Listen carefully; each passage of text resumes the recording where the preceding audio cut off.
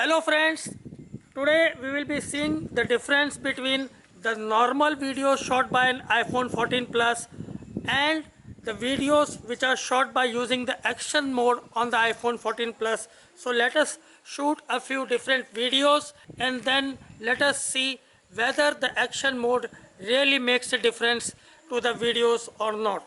So over here right now I have got an iPhone 14 Plus which is a 256 GB variant, and first of all from over here I will walk to that point and using the normal mode, and then I will shoot the same sequence in action mode, and then in the second part I will go on running over from here to there in the normal mode and then in the action mode. So let us see whether the action mode really makes a difference to the videos or not. So over here, as you can see right now, the video mode is on and the action mode is currently off. So let us start right now.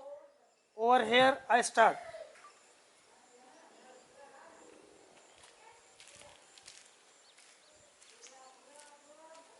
So as you can see, I went to that point. Now let us do the same thing on the video mode with the action mode on, and here you can see this is the feature. So now I turn on the action mode. You can see that it was written over here action mode, and let us start now with the action mode right now.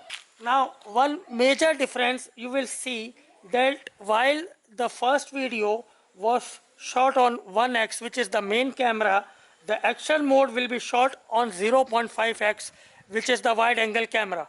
So let us start again over here.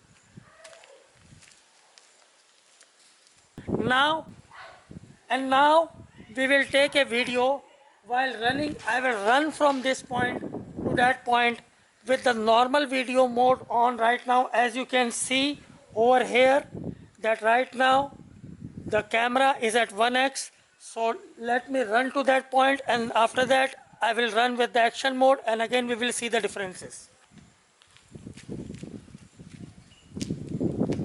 Now I will try this with the action mode on, and you can again see that the camera is now at 0.5x. So let's try running now along with the action mode and see if it smooths out the videos.